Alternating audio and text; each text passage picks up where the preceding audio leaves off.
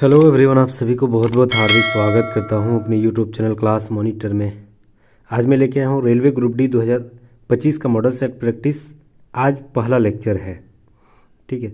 पहला lecture, total इसमें 30 lecture रहेगी। Group D CBT computer based test का पहला सेट प्रैक्टिस, ठीक है। और इसी का पहला लेक्चर है जो कि टोटल हम लोग 100 सवाल लेके आया हूँ।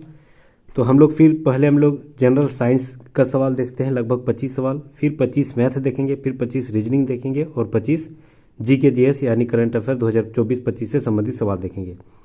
तो प्लीज़ अंत तक जरूर बने रहिएगा और नए हैं तो सब्सक्राइब जरूर कर लीजिएगा। चलिए बिना देरी के शुरुआत करते हैं। पहला हम लोग आते हैं जनरल साइंस से संबंधित सवाल। सवाल है कि निम्नलिखित में से कौन सा उभय विस्थापित अभिक्रिया है। कौन सा उभय विस्थापित अभिक्रिया है? तो देखिए, एक दूसरे से विस्थापित कौन कर रहे हैं। जैसे यहाँ सोडियम सल्फेट है, बेरिलियम क्लोराइड है, तो सोडियम और यहाँ बेरिलियम, तो ये बेरिलियम और सोडियम जो दोनों यहाँ क्या हो रही है, विस्थापित हो रही है, ठीक है। तो सोडियम सल्फेट जो है बेरिलियम सल्फेट बन जा रही है ना। सोडियम सल्फेट बेरिलियम सल्फेट बन जा रही है और बेरिलियम क्लोराइड जो है NaCl बन जा रही है। तो ये हो गया आपका उभय विस्थापित अभिक्रिया, यानी दो केवल सही है। तो ऑप्शन नंबर 2 राइट आंसर हो जाएगा, केवल 2। चलिए अगला सवाल आते हैं दूसरा। रजत यानी सिल्वर को खुली हवा में रखने पर इसकी सतह पर काली पड़ जाती है। इसके लिए कौन वायुमंडलीय गैस जवाबदेही है? बहुत इंपॉर्टेंट सवाल है ये, ठीक है। ये इंपॉर्टेंट सवाल है, तो याद रखना है। रजत यानी जो सिल्वर होती है उसको खुली हवा में अगर छोड़ देते हैं तो इसमें काली परत चढ़ जाती है। वह परत होती है हाइड्रोजन सल्फाइड। ऑप्शन नंबर 3 यहाँ राइट आंसर हो जाएगा, ठीक है। हाइड्रोजन सल्फाइड की परत चढ़ जाती है, याद रखना। ऑप्शन नंबर 3 बहुत इंपॉर्टेंट सवाल है। नेक्स्ट आते हैं, रदरफोर्ड का अल्फा कण प्रकीर्णन प्रयोग किसकी खोज से संबंधित है? तो याद रखना, रदरफोर्ड का जो अल्फा कण प्रकीर्णन प्रयोग जो है यह परमाणु के नाभिक, ऑप्शन नंबर 2 यहाँ राइट आंसर, ऑप्शन नंबर 3 यहाँ राइट आंसर हो जाएगा, परमाणु के नाभिक में उपस्थित हुई थी, इसी पर खोज किया गया था। ऑप्शन नंबर 3 यहाँ राइट आंसर हो जाएगा। गंधक यानी S8 के 16 ग्राम में अणुओं की संख्या ज्ञात करनी है। तो 16 ग्राम में अणुओं की संख्या कितनी हो जाएगी, ठीक है। तो याद रखना 16 ग्राम में, जैसे मान के चलिए वहाँ अणुओं की संख्या क्या होती है, तो अणुओं की संख्या छोटा m बटे बड़ा M इंटू n, ठीक है। अब यहाँ n क्या है? अवोगाद्रो की संख्या है। m बराबर मास मतलब क्या होती है, तो यहाँ हो जाएगा आपका गंधक यानी 8, ठीक है, और गुना 32, ये हो जाएगा टोटल 256, ठीक है। अब 256 जो है अणुओं की संख्या ज्ञात करनी है, तो टोटल इसका जो 16 ग्राम निकालना है, तो 16 ऊपर में लिखेंगे, 256 नीचे लिखेंगे, और ये जो अवोगाद्रो की संख्या कितनी होती है 6.202 इंटू 10⁻23, यही होती है ना। अब ये जो है वह 16 का 16 इधर हो जाएगा और 16 से इसको भाग देंगे तो टोटल लगभग आ जाएगा 3 पॉइंट समथिंग। तो ऑप्शन नंबर 1 राइट आंसर हो जाएगा 3.76 10⁻22। ऑप्शन नंबर 1 राइट आंसर हो जाएगा। नेक्स्ट आते हैं, 500 ग्राम का एक हथौड़ा 50 मीटर प्रति सेकंड की गति से एक कील पर वार कर रही है। तो कील हथौड़े को 0.01 पर सेकेंड में रोकता है, 0.01 सेकेंड में रोक लेता है। तो कील द्वारा हथौड़े पर लगाया गया बल ज्ञात करना है। बल क्या होगी? देखिए, अगर मान के चलिए सबसे पहले हमको मास जो है किलोग्राम में निकालना, तो 500 ग्राम है, यानी ये जो है m कितना हो जाएगा 0.5 kg, 0.5 kg हो जाएगा, क्योंकि वो ग्राम में है तो किलोग्राम में आधा हो जाएगा। अब u प्रारंभिक जो वेग है वह कितना है मेरा u, तो याद रखना ये जो मेरा है वह 50 मीटर है, तो याद रखना ये 50 लिखेंगे, ठीक है। अब यहाँ पर भी t लिखना है ना, ठीक है। u हो गया आपका 50 हो गया। अब भी निकालना है अंतिम वेग का इस्तेमाल नहीं मतलब किया है तो वो तो 0 हो जाएगा, ठीक है। और मेरे पास टाइम t हो गया आपका 0.01 पर सेकेंड, ठीक है। तो यहाँ लिखेंगे 0.01 सेकेंड। अब निकालना है हमें क्या, तो याद रखना है ये हमें बल निकालने बोल रहा है, यानी F = ma होती है, ma होती है, ठीक है, ma होती है। अब a यानी एक्सेलरेशन यानी त्वरण का मान क्या होती है v-u/t, यानी m की जगह m लिखेंगे और a की जगह v-u/t लिखेंगे, ठीक है। अब यहाँ m की जगह कितना था 0.5, तो यहाँ लिखेंगे 0.5 इंटू v-u यानी 0-50, तो 0-50, तो 0-50 मतलब क्या 0 ही होगा, नहीं 0-50 मतलब -50, ठीक है, और बटे यहाँ हो जाएगा आपका टी, टाइम कितना है 0.01, ठीक है। अब ये जो है आपका गुना करेंगे तो ये हो जाएगा टोटल, ऊपर में 5 5 25, ठीक है 25 हो जाएगा, और 25 250, और पॉइंट के बाद यहाँ नीचे हो गया आपका 0.1, ठीक है। अब यहाँ पॉइंट के बाद एक अक्षर, पॉइंट के बाद दो अक्षर, तो याद रखना ये जो है एक अक्षर यहाँ दो, तो एक अक्षर तो कट ही जाएगा लेकिन एक एक्स्ट्रा बढ़ जाएगा, तो टोटल हो गया 2500 न्यूटन रहा, याद रखना है total 2500 Newton, option number 2 right answer हो जाएगा। नेक्स्ट आते हैं, 40 किलोग्राम का एक लड़का 50 पायदान के सोपान पर दौड़ता है। प्रत्येक पायदान यानी स्टेप 10 सेंटीमीटर ऊंचा है एवं सभी पायदान चढ़ने में कुल समय 5 सेकंड लगता है। तो लड़के द्वारा उत्पन्न शक्ति पावर ज्ञात करनी है, ठीक है। तो सबसे पहले हमको एम निकालना है यानी मास। तो मास कितना है 40 किलोग्राम, वो ऑलरेडी किलोग्राम में ही है, उसको नहीं छोड़ना है, नहीं छूना है, ठीक है। ऊंचाई ज्ञात करना है, तो टोटल ऊंचाई जो है वह 50 पायदान है और एक पायदान का ऊंचाई 10 है, तो यानी 500 हो गया, तो 500 सेंटीमीटर, यानी मीटर में अगर ज्ञात करना है हाइट, तो हाइट हो गया मेरा 50 मीटर। 500 सेंटीमीटर यानी 5 मीटर, सॉरी 5 हो जाएगा, 5 मीटर हो जाएगा, ये 5 मीटर हो जाएगा, ठीक है। अब यहाँ टाइम भी दे दिया है, टाइम मेरे पास कितना है 5 सेकंड, टाइम मेरे पास 5 सेकंड है। अब पावर यानी ये जो शक्ति है वो हमको निकालना है, ठीक है। तो शक्ति सबसे पहले हमको निकालना पड़ेगा W, यानी कितना काम किया है वो निकालना पड़ेगा। तो W बराबर क्या होती है mgh, यही होती है, यानी m मेरे पास कितना है 40 है, g मेरे पास कितना है नहीं दिया है, तो अपने से 9.8 या 10 लगभग लिख सकते हो, इनटू ऊंचाई मेरे पास कितना है, तो याद रखना वो 5 है, तो कितना हो जाएगा 5 चौक 20 और 2 को 0 यानी 2000, ठीक है। 2000 जूल हो गया कार्य, मेरा कार्य हो गया 2000 जूल। अब निकालना है शक्ति यानी पावर, तो पावर बराबर क्या होती है W बटे टी, W यानी वही अभी हम लोग निकाल ले 2000 जूल बटे टाइम मेरे पास कितना है 5, तो 5 से इसको भाग देंगे तो 5 चौक 20 और 2 को 0 यानी 400, और पावर की मतलब क्या होती है वाट, तो 400 वाट, ऑप्शन नंबर 4 राइट आंसर हो जाएगा। इजी सवाल था। नेक्स्ट आता है, ध्वनि एक माध्यम से चलकर दूसरे माध्यम के पृष्ठ पर टकराने पर पहले माध्यम से वापस लौट जाती है।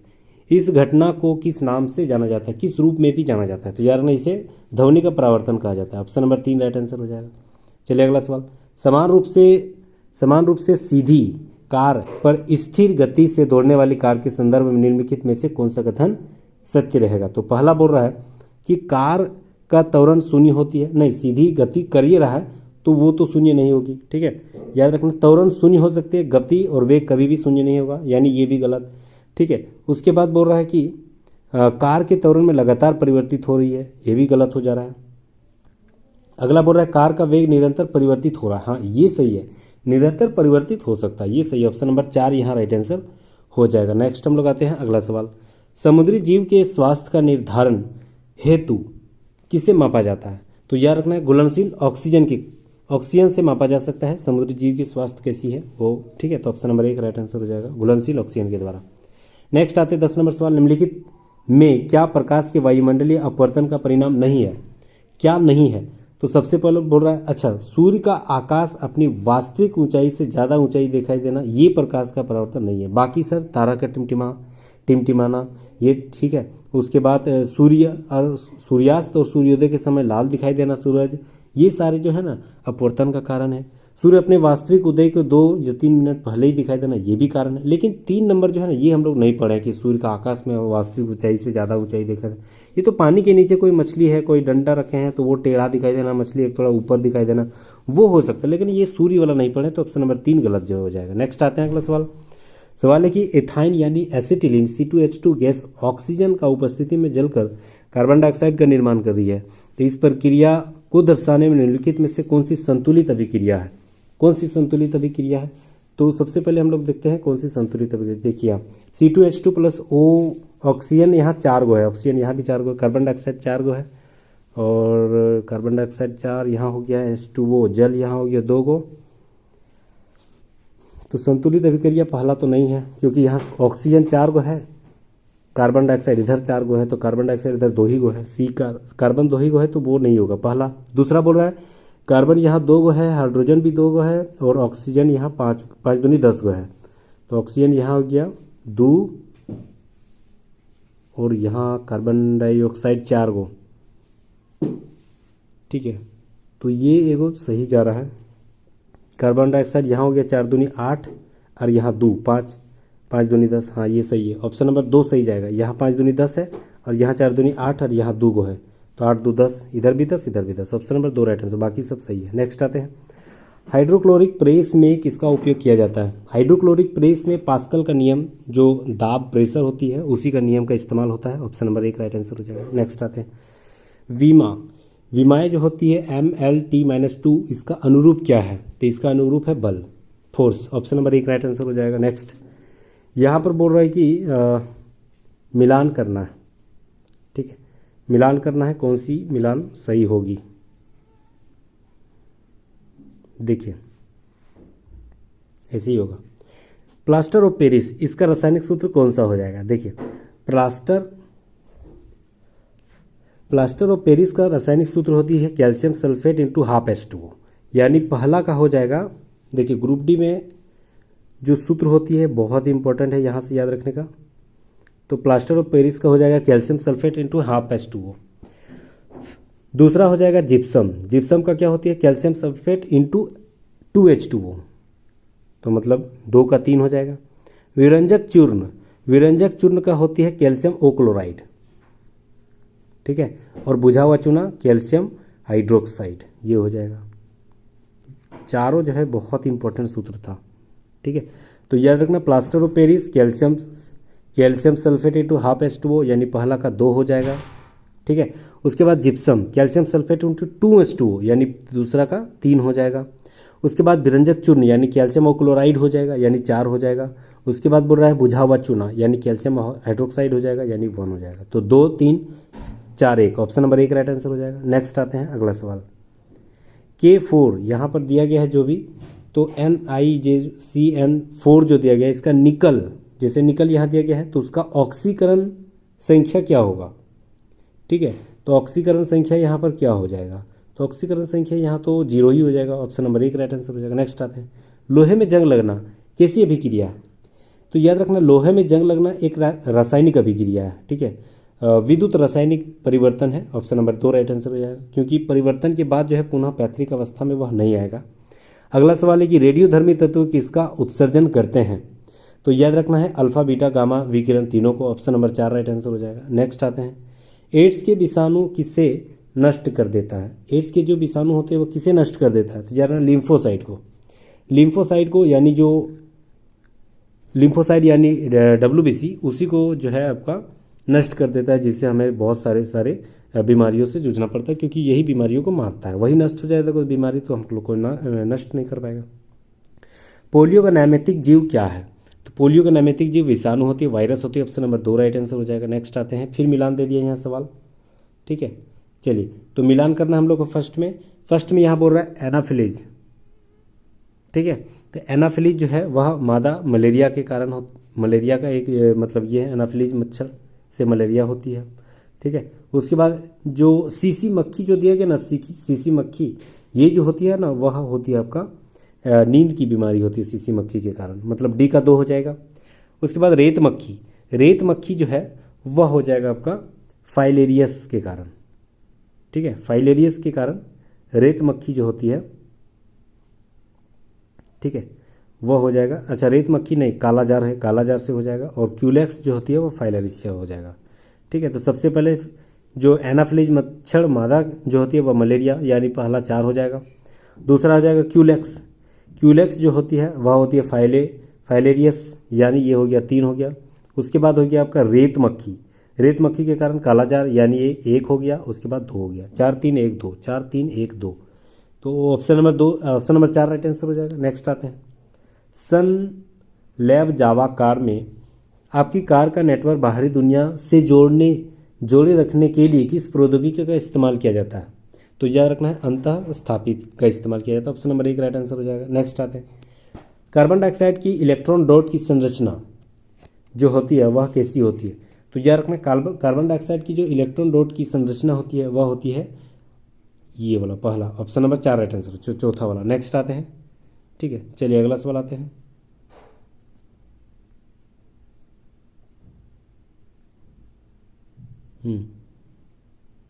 ठीक है, ये सवाल दे दिया है। यहाँ पर ऐसे बोल दिया गया है कि यहाँ 3 ओम है, ठीक है। उसके बाद यहाँ वोल्ट 3 है, तो बोल रहा है कि एमीटर का पाठ्यांक क्या होगा। तो आई इजकल टू क्या हो जाएगा, V बटे आई, V बटे आर। यानी यहाँ मेरे पास वोल्ट कितना है 3, आर रेसिडेंट वो भी 3 है, यानी 1 हो गया। तो ऑप्शन देखते हैं, ऑप्शन नंबर एम्पियर तो 0 हो गया ना, एम्पियर और एम्पियर 1, परिपथ 1 में 0 और एम्पियर 1 हो जाएगा, ऑप्शन नंबर 2। नेक्स्ट आते हैं, 2 पिंड जिसका द्रव्यमान m1 और m2 है, जिनके केंद्रों के मध्य की दूरी d इकाई है, इसके बीच जो गुरुत्वाकर्षण बल F है, यदि m1 बराबर 3m1, बड़ा m2 बराबर 3 छोटा m2, d1 बराबर 2d, तो इनके बीच जो गुरुत्वाकर्षण बल होती है वो क्या होगा। तो इनके बीच जो गुरुत्वाकर्षण है वो हमें ज्ञात करना पड़ेगा। देखिए सबसे पहले हम लोग को g ज्ञात करना पड़ेगा, ठीक है। तो g को हम लोग स्थिरांक रख देते हैं, वो तो एक नियतांक है। तो F1 यानी फोर्स, ठीक है। तो फोर्स बराबर क्या होगी, तो फोर्स बराबर होती है जो कि g एक स्थिरांक है और m1 m2 बाई d1 का होल स्क्वायर, यही होती है, ठीक है। अब m1 कितना है, ये भी 3 है, और m2 ये भी 3 है, यानी उसके जगह हम लोग 3 3 लिख देंगे। तो 3 गुना 3 और बटे d1 मेरे पास कितना है, तो d1 जो है वह दे दिया गया है कितना 2d, तो 2d उसी का स्क्वायर कर देना है 4, यानी ये हो जाएगा आपका 3 3 9 बटे 4, यानी 9 बटे 4 force. Option number 3 right answer हो जाएगा। नेक्स्ट आते हैं, नोड एवं संगलन एंटी नोड के मध्य दूरी 30 सेंटीमीटर है, तो तरंग कितनी दीर्घ होगी, तरंग कितनी दीर्घ होगी, याद रखना है 120 सेंटीमीटर, ठीक है। कैसे, तो याद रखना ये जो 30 है ना, ठीक है, ये जो 30 सेंटीमीटर है वह होती है आपकी एंटी नोड के बीच की दूरी। तो एंटी नोड के बीच की दूरी कितना हो जाएगा, ये लैम्बडा बटे 4, 4 से भाग देंगे तो मेरे पास कितना निकलना चाहिए, वही बोल रहा है, तो उसकी दूरी 30 सेंटीमीटर। तो ये दोनों गुना करेंगे तो 4 ही हो जाएगा ना, ठीक है। तो ये 4 या 12, ऑप्शन नंबर 3 राइट आंसर 120 ही हो जाएगा। नेक्स्ट आते हैं, चलिए मैथ का सवाल, 25 हम लोग साइंस का सवाल देख लिया, अब मैथ का आते हैं। STU किसी काम को 40, 48 और 60 दिन में कर रहा है, और वो सारे जो है ना 10,800 रुपये इस तीनों को मिलता है। तो उन्होंने कार्य को एक साथ प्रारंभ किया था, ठीक है, परंतु T कार्य पूरा होने से 2 दिन पहले और U कार्य पूरा होने से 5 दिन पहले ही छोड़ दिया, तो शेष काम कौन करेगा, S करेगा। तो वही बोल रहा है कि निर्धारित राशि से S का भाग कितना हो जाएगा, मतलब कितना S का भाग कितना मिलेगा, कितना पैसा मिलेगा। चलिए तो सबसे पहले S, T और U ये तीनों को जगह बैठाएंगे। सबसे पहले S जो है वह 40 दिन में किया था, T जो है वह 48 दिन में, और U जो है आपका 60 दिन में कर रहा था। तीनों ये सारा हो गया। अब बोल रहा है कि S जो है ना टोटल दिन किया, तो टोटल दिन मान लिए X, और T जो है वह 2 दिन पहले ही किया था, यानी X से 2 दिन घटा देंगे, 2 दिन का पहले ही छोड़ दिया, और U जो है ना 5 दिन पहले, यानी X माइनस 5 दिन पहले घटा देंगे, ठीक है। अब इजिकल टू ये सारे कितना काम करेगा, एक काम करेगा, ठीक है ना। अब यहाँ पर X के जगह हम लोग क्या रखेंगे, S के जगह क्या रखेंगे, तो अभी हम लोग को ये आइडिया नहीं हो रही, क्योंकि ऑप्शन भी नहीं है, तब तो हमको लोग बनाना पड़ेगा। तो बनाएंगे तो कैसे हो जाएगा, ये 40, 48, 60 का टोटल कैल्शियम लेंगे तो कितना हो जाएगा 240, ठीक है, 240 हो जाएगा। 4 6 6 तो ऊपर में हो जाएगा 6x, ठीक है, प्लस 48 का 40 240 से जाएगा, तो कितना बार में जाएगा 48, तो ये 5 बार में जाएगा, 8 5 40, 5 चौक 20, 4 24, हाँ 5, तो ये 5 से ऊपर वाला ये दोनों गुना होगा, 5x माइनस 5 दूनी 10, ठीक है, प्लस ये 60, 6 चौक 24 4 बार में जाएगा, तो ऊपर में गुना होगा 4x माइनस 4 5 20, ठीक, इजिकल टू 1। तो ये 240 को उधर ले जाते हैं, ये हो जाएगा 6 5 11x और 4x यानी 15x, ठीक है, 15x इजिकल टू 240 उधर है, और यहाँ पर हो गया आपका 10 और 20 यानी 30, तो 30 उधर क्या हो जाएगा, इधर माइनस में उधर जुड़ जाएगा ना, तो 240 और 30 कितना हो जाएगा 270। तो x बराबर कितना निकला 270 बटे 15, ठीक है। अब 5 से इसको भाग देंगे, 5 5 25, 5 5 25 और 5 इधर 3 बार में 275 लिख दिए।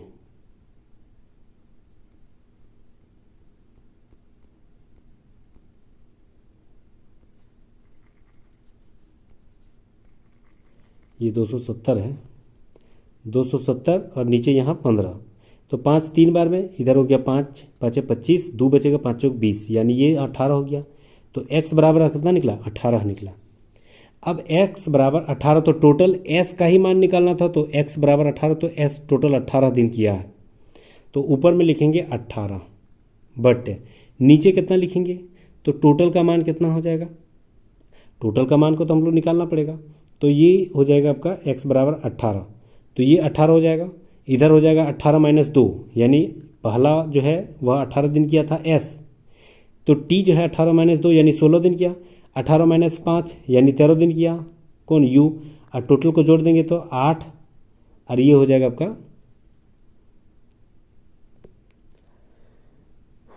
टोटल कितना दिन हुआ है x। अच्छा, वो 40 दिन टोटल किया था ना, तो टोटल यहाँ भाग देंगे 40 से ही, और यहाँ कमाया कितना है? तो ये टोटल जो कमाया है वह कमाया 10,800,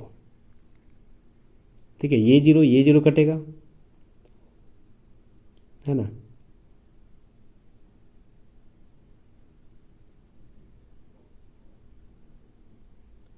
और इसको काटेंगे अगर मान के चलिए 2 करते देते हैं, इसको 9 कर देते हैं।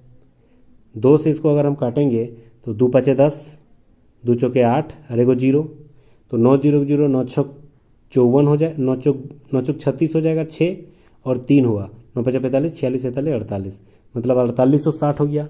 ऑप्शन मिल रहा है? हाँ बिल्कुल, ऑप्शन नंबर 4 मिल रहा है। ऑप्शन नंबर 4 राइट आंसर हो जाएगा, 4860 एस का हिस्सा। नेक्स्ट आते हैं। बोल रहे एक किसान के पास समलम्ब आकार का जमीन है जिसकी समानांतर भुजाओं की लंबाई जो है 2.56 गज और 3.44 गज है तथा समांतर भुजाओं की मध्य जो है लंबात्मक दूरी 1.44 गज है। तो ज़मीन को जोतने का व्यय 1800 रुपये प्रति वर्ग गज है। तो पूरी ज़मीन को जोतने के लिए कितनी राशि खर्च करनी पड़ेगी? इंपॉर्टेंट सवाल है। तो समांतर चतुर्भुज जो होती है, समलंब चतुर्भुज जो होती है उसका क्षेत्रफल क्या होती है? 1/2 इंटू समांतर भुजाओं का योग, ठीक है। समांतर भुजाओं का योग होती है, तो 1/2 और समांतर भुजाओं का योग और उसकी दूरी, डिस्टेंस, ठीक है। तो डिस्टेंस यही गुना करना है। तो 1/2 अगर यहाँ हम लिख रहे हैं तो दोनों का योग कितना हो जाएगा? तो दोनों का योग यानी 2.56 और 3.44 दोनों को जोड़ेंगे तो 5 6 4 10, 5 4 9 1 10 और 3 2 5 और इधर 1 जुड़ जाएगा यानी 6 हो जाएगा। इनटू डिस्टेंस, उसकी दूरी कितनी है? तो डिस्टेंस यहाँ की दे दिया है, उसकी मध्य की दूरी 1.44, ठीक है, 1.44। 2 से इसको काटेंगे 3 बार में, 3 4 12, 3 4 12 1 13, 1 बचेगा, 3 1 3 1 4, यानी 2 के बाद पॉइंट, तो 4.32। अब ये बोल रहा है कि ज़मीन को जोतने के लिए भाई 1800 रुपये प्रति गज लग रहा है, 1800 रुपये। तो 1800 से यहाँ गुना कर देंगे टोटल का भाव, बस गुना कर देना, तो लगभग 77 66 76 हो जाएगा। Right answer option number 3। Important सवाल था। नेक्स्ट आते हैं।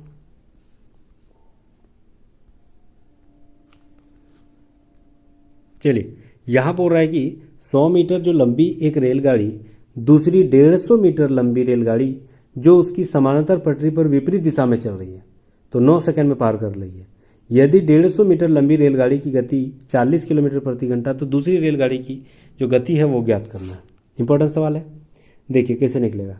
जैसे मान के चलिए 150 मीटर लंबी रेलगाड़ी दूसरी तरफ से आ रही है 150 मीटर, तो पहला वाला कितना है? पहला वाला जो डिस्टेंस है, दूरी है, वह 100 है, और उधर से जो आ रही है वह 150 है, ठीक है, उसकी दूरी, ठीक है। समांतर पटरी में विपरीत दिशा की ओर आ रही है, तो विपरीत दिशा में दूरी भी जुड़ेगा और उसका जो स्पीड है वो भी जुड़ जाएगा। तो ये जुड़ेगा तो दूरी, टोटल डिस्टेंस हो जाएगा, कितना हो जाएगा? 250 कुल दूरी हो गया। दूरी बटे चाल, यानी चाल भी जुड़ेगी। तो पहला वाला जो रेलगाड़ी है वह है मेरा 40 किलोमीटर प्रति घंटा प्लस दूसरा वाला रेलगाड़ी का नहीं पता तो एक्स लिख देंगे, लेकिन ये किलोमीटर प्रति घंटा है तो इसको छोटा करेंगे 5 और डायरेक्ट 18 को ऊपर लिख देते हैं। इजिकल टू मतलब दूरी बटे 4 इजिकल टू क्या होता है समय, तो बराबर 9 सेकंड। यहाँ 9 सेकंड दे दिया, 9 से इसको काटेंगे 2, 2 कट गया और ये गुना होगा 250 गुना 2 500, तो 500 हो जाएगा। ठीक है, और 5 से इसको काटेंगे तो 100 हो जाएगा, और यहाँ 40 प्लस में है, इधर 40 घटा हो जाएगा, तो 60 ऑप्शन नंबर 4 राइट आंसर हो जाएगा। इंपॉर्टेंट सवाल है, इजी सवाल भी है। नेक्स्ट आता है, एक त्रिभुज एबीसी की भुजाओं AB और AC पर क्रमशः DE इस प्रकार है कि DE समानांतर है BC के। ठीक है, तो मान के चलिए ये कोई त्रिभुज है और इसका नाम दे दिए A, इसका नाम B, इसका नाम C, और DC जो है ना, DE जो है वह BC के समानांतर है। ठीक है, अब यहाँ बोल रहा है कि AD बराबर x है, यानी इसका मान x हो गया, और DB बराबर x माइनस 3, मतलब ये हो गया आपका x माइनस 3। अब आगे बोल रहा है कि AE बराबर x प्लस 3 हो जाएगा और EC बराबर हो जाएगा x माइनस 2। तो बोल रहा है x का मान ज्ञात करना है, बहुत ईजी सवाल। तो सबसे पहले हम लोग जब समांतर रहेगा तो क्या रहेगा, AD बटे BD यानी x बटे x माइनस 3 होगी ना, बराबर फिर वही होगा AE बटे EC, क्योंकि समानांतर है तो दोनों बीच भाग में जा रहा है। ठीक है, जो भी एक बीच भाग में है या जहीं भी है, लेकिन एक रेशियो में कट रहा है, समानांतर मतलब रेशियो, बस सब जगह बराबर ही होगा। तो ये क्या हो जाए AE बटे EC यानी x प्लस 3 बटे x माइनस 2। अब क्रॉस मल्टीपल करना है, तो क्रॉस गुना होगा x square plus minus minus 2x equal to, ये हो गया a plus B a minus B यानी a square minus B square यानी 3 3 9, ये एक्स स्क्वायर कट जाएगा, ये माइनस माइनस भी कट जाएगा, x बराबर कितना हो गया 9 बटे 2 यानी 4.5, ऑप्शन नंबर 4 राइट आंसर हो जाएगा। नेक्स्ट आते हैं, चलिए यहाँ पर बोल रहा है कि 9 से पूर्णतः विभाजित करने के लिए p की जगह क्या लिखेंगे, तो 9 से कैसे लगता है, सारी संख्या को जोड़ देंगे, अगर वो 9 से कट रही है तो सारी संख्या कट जाए। जैसे यहाँ जोड़ेंगे तो 4 3 2 और यहाँ पर p है और 1 है, सारे को जोड़ेंगे 4 3 7 8 9 और 1 10 हो गया, 10 आ गया। अब p की जगह हम क्या रखेंगे, 1 रखेंगे तो 11 होगा, क्या 9 के भागे में 11 आता है, 9 का 12 नहीं। 7 रखेंगे तो क्या 17 आता है, नहीं। 2 रखेंगे 12 नहीं।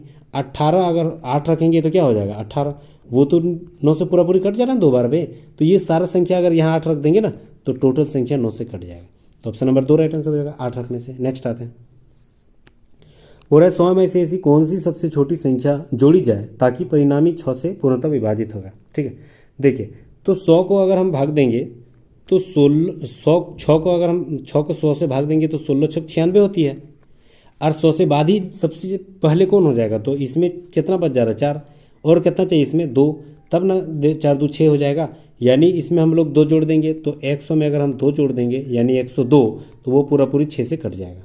ठीक है, 6 एकम 6 और 6 7 42, ठीक है, तो ये पूरा पूरी कट जाएगा। तो कितना हम जोड़े, 2 जोड़े, ऑप्शन नंबर 1 राइट आंसर हो जाएगा। नेक्स्ट आते हैं, हाँ ये सवाल 51 + 52 + 53 और ऐसे ही दिया गया है टोटल 100 का, तो ऐसे कोई सूत्र है नहीं, लेकिन हाँ 1 से अगर हम जोड़ेंगे 2 100 तक वो भी एक सूत्र है, और टोटल 1 से अगर 50 तक है वो भी एक सूत्र है।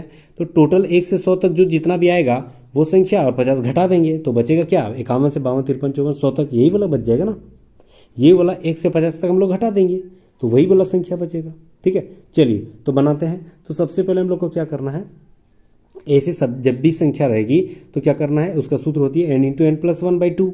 ठीक है, 9 10 में हम लोग पढ़े हुए हैं। तो n मेरे पास कितना है, टोटल संख्या कितना है 100 है, यानी 100 × 100 + 1 यानी 101 बटे 100 बटे 2 हो जाएगा, माइनस ये 100 का हम लोग लिख लिए। अब यही 1 से 50 तक लिख देंगे और वो चीज़ हटा देंगे, वो चीज़ हम लोग हटा देना यानी घटा देना, माइनस कर देना, तो क्या बचेगा 51 52 53 वही वाला बच जाएगा ना।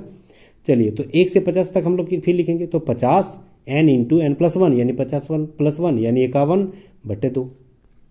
ठीक है, ये इसको काटेंगे 50 बार में, तो 50 × 101 कितना होती है, तो 5 एकम 5 5 0 0 5 एकम 5 और एगो 0 यानी 50 5050 हो जाएगा। और ये गुना करेंगे 2 इधर 25, तो 25 एकम 25 5 बचेगा, हाथ में 2 25 5 125 और 2 127, तो ये हो जाएगा 1275। ये दोनों घटा देना बस, तो 0 में 5 यानी 10 में 5 गया तो 5 हो जाएगा। यहाँ बचेगा 4 4 या 14 हो जाएगा, 7 तो ज़्यादा ये बचेगा आपका 7 ही बचेगा, 14 में 7 तो 7 ही बचेगा। ये 9 में 2 हो जाएगा, तो 9 में 2 को 7, यहाँ बचेगा 4 में 1 गया तो यानी 3, यानी 3 5 7 7 5 3775 ऑप्शन नंबर 3 राइट आंसर। ठीक है, इजी सवाल था। बोल रहा है कि प्रथम 15 विषम प्राकृतिक संख्याओं का योग ज्ञात करना। देखिए बहुत इजी सवाल बता रहे हैं। अगर मान के चलिए विषम संख्या जब भी रहेगी तो उसका फॉर्मूला क्या होती है, एन स्क्वायर। अब ये एन स्क्वायर निकल के रहा, जैसे 1 है तो 1 का स्क्वायर 1 ही हो जाएगा, 1 है उसका स्क्वायर प्लस विषम संख्या यानी 3 उसका स्क्वायर, तो कितना हो जाएगा 1 स्क्वायर 1 प्लस 3 3, तो ये हो जाएगा आपका 3 3 9। तो बोल रहा है कि 15 विषम संख्याओं को बस उसी का स्क्वायर कर देना, तो 15 का विषम संख्या हमको जोड़ देना है, सारे को योग ज्ञात करना, तो बस उसी का स्क्वायर कर देंगे। ठीक है, तो उसी का स्क्वायर कितना हो जाएगा 15 का 225, ऑप्शन नंबर 2 राइट आंसर हो जाएगा। इजी सवाल। नेक्स्ट, 1 से 100 तक के मध्य आने वाली सभी प्राकृतिक संख्याओं को 7 का गुणज है तो उसका योगफल ज्ञात करनी है। 7 का गुणज, तो 1 से 100 तक जितने भी प्राकृतिक संख्या जो 7 की गुणज है उसके टोटल का योग ज्ञात। जैसे मान के चलिए शुरू में 7 होगा डेफिनेटली, अगला वाला कितना हो जाएगा 7 दूनी 14, फिर 21, तो लास्ट में कितना हो जाएगा 100 तक जाएंगे, तो 100 तो कटेगा नहीं लेकिन 98 तक कटेगा। क्यों? क्योंकि 14 7 98 होती है, तो यहाँ हो जाएगा 14 7 98। ठीक है, अब टोटल का योग हम लोग को ज्ञात करना है। टोटल का योग ज्ञात करना है तो एन हम लोग को तो निकल गया। ठीक है, तो यहाँ अगर हम 7 कॉमन ले लेते हैं तो यहाँ कितना निकलेगा 1 + 2 + 3 और लास्ट में कितना जाएगा 14 7 98 यानी 14 हो जाएगी, यही होगी ना।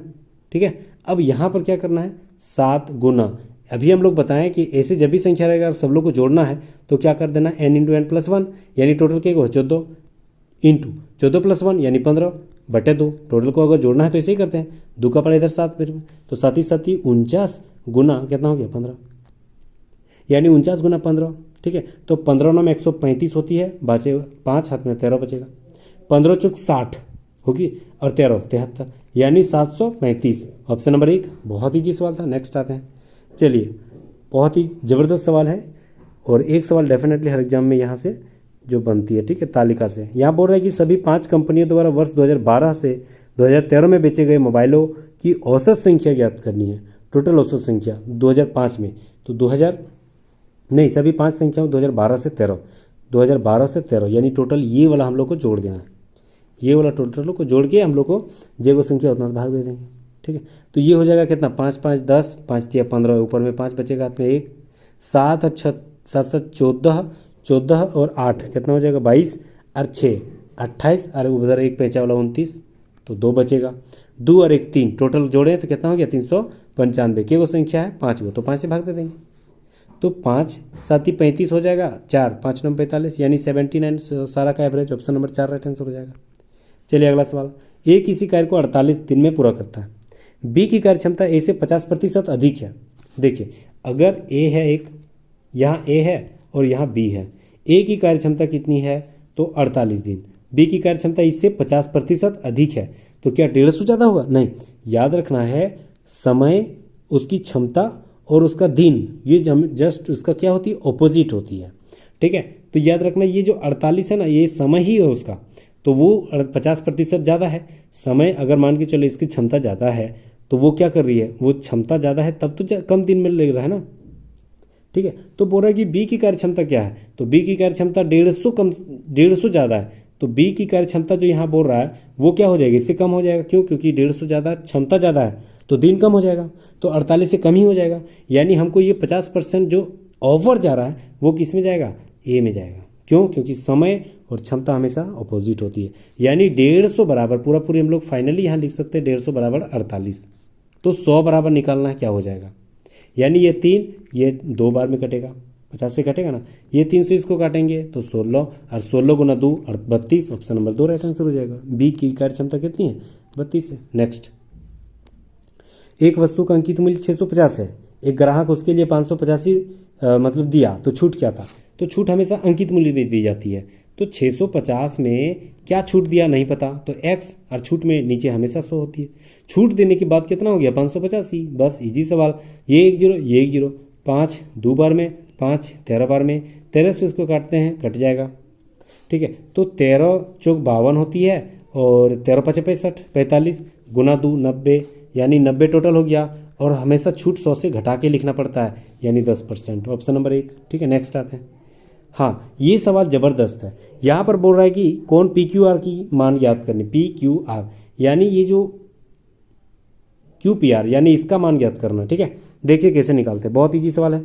अगर मान के चलिए कोई भी समानांतर है, यहाँ बोल रहा है कि ए बी और सी डी समानांतर, यानी इसका मान और इसका मान दोनों तो बराबर होगी, नहीं बराबर नहीं, मतलब दोनों का मान कितना हो जाएगा 180। तो ये हो जाएगा x प्लस, इसका मान हम लोग लिख सकते हैं ना x प्लस वाई, दोनों का मान दे दिया है तो यहाँ लिखेंगे x प्लस वाई। ठीक है, प्लस ये इसका मान किसके मान बराबर हो, इसका मान के बराबर हो जाएगा। क्यों, क्योंकि एकांतर कोण है, ये दोनों जब समांतर है तो ये एकांतर कोण, तो इसके जगह हम लोग ये लिख सकते हैं, बिल्कुल लिख सकते हैं। तो इसके जगह हम लोग ये लिख देंगे, फिर x प्लस वाई। ठीक है, और दोनों को जोड़ने के बाद, ये दोनों को जोड़ने के बाद कितना हो जाएगा 180, तो उधर लिख देंगे 180। यहाँ हो जाएगा 2x प्लस वाई बराबर 180, यानी x प्लस वाई बराबर कितना हो गया, पूरा पूरी 90 डिग्री। x प्लस वाई बराबर कितना हो गया 90 डिग्री, यानी x और y को अगर हम ये वाला और ये वाला निकालें तो 90 डिग्री। तो ये भी तो एक त्रिभुज है ना, तो टोटल का मान कितना होना चाहिए 180। तो 2 गो में 200 2 गो में ही 90 आ गया, तो ये पूरा पूरी 90 ही आ गया। क्यों, क्योंकि दोनों को जोड़ने के बाद 180 आना चाहिए, तो ये 90 हो जाएगा। ठीक है, इधर 90 और ये दोनों में 90। ठीक है, यहाँ भी एक्स वाई ही था ना, वही तो निकाले थे, तो 90 हो जाएगा, पी का मान ऑप्शन नंबर 1 राइट आंसर हो जाएगा। ये नया सवाल था, मैंने भी ये सवाल जो है बहुत ही नया देखा और शानदार सवाल था। चलिए अगला सवाल आते हैं।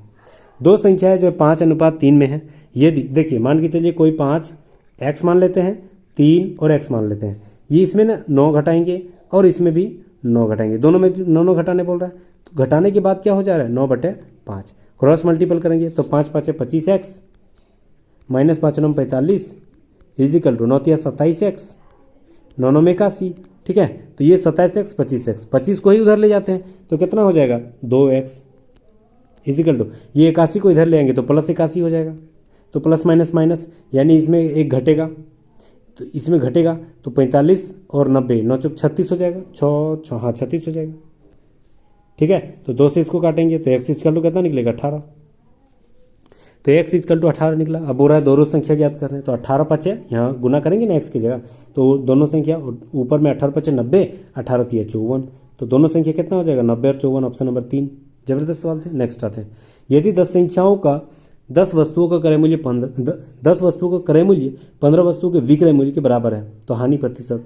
अब आप बोलिएगा कि 10 ही ले रहा है 15 बेच रहा है तो हानि कैसे हुई। देखिए ये सवाल बहुत ही ज़बरदस्त हम लोग शुरू से बता दिए कि अगर मान के चलिए 10 में ही कोई उतना ही कमा ले रहा है जितना वो 15 में बेचना पड़ रहा है दूसरे को, तो किसको लाभ हो रही है, जो 10 को बेच रहा है वही लाभ हो रहा है ना, यानी ये लाभ हो रही है, कम बेचने से लाभ होगी। कब, जब ये ऐसे संख्या रहेगी तो हमेशा याद रखना ये उल्टा जाएगा। जैसे मान के चलिए मैंने 10 रुपये का कोई आम लिया, ठीक है, अब वही आम हम 10 रुपये में बेच दिए, या 10 में हम कोई आम बेच दिए, अगला आदमी वही आम उतना ही क्वांटिटी में कोई आदमी जो है वह 15 रुपये में बेचा, तो जो खरीद रहा है वो 10 रुपये में खरीद रहा है तो उसको फ़ायदा हो रहा है, तो जो अगला वाला जो 15 रुपये में खरीद रहा है उसको वो फ़ायदा हो रही है। ठीक है, लेकिन हालांकि हम लोग को जो है लाभ हानि अलग हो जाएगा, लेकिन विक्रय मूल्य क्या हो जाएगी, तो जो कम खरीद रहा है कम जो है वो उसको लाभ हो रही है। क्यों, क्योंकि क्वांटिटी सेम है लेकिन पैसा कम देना पड़ रहा है, तो ये जो है ना लाभ जा रही है, मतलब लाभ, तो लाभ ज्ञात करनी है तो डिस्टेंस कितनी है दोनों का, तो डिफरेंस कितना है 5 का। लाभ यानी छोटी संख्या नीचे तो 10, परसेंटेज के लिए 100, ये 1 0 ये 1 0 5 10 है 50, यानी ये हो गया 50% की लाभ, ऑप्शन नंबर 2। नेक्स्ट आते हैं अगला सवाल। यदि एक वस्तु के क्रय मूल्य तथा विक्रय मूल्य का अनुपात 20:21 है, यानी 20 में खरीद रहे हैं 21 में बेच रहे हैं, तो क्या लाभ हो रही है, तो डिस्टेंस 1, लाभ यानी छोटी संख्या नीचे 20, परसेंटेज 100, 20 5 है, यानी 5% पूरा पूरी लाभ हो रही है, ऑप्शन नंबर 1 राइट आंसर हो जाएगा। नेक्स्ट आते हैं। चलिए ये सवाल बोल रहा है कि यदि आर की आय क्यू की आर से 30% अधिक है तथा क्यू की आय पी की आय से 20% अधिक है, तो आर की आय पी की आय से कितना प्रतिशत अधिक है। ठीक है, चलिए ये सवाल तो ज़बरदस्त पूछ दिया, लेकिन बहुत ही इजी सवाल है। जैसे मान के चलिए मान लेते हैं पी की आय 100 है, ठीक है, पी का अंतिम बोल रहा है ना, तो पी की आय मान लेते हैं 100,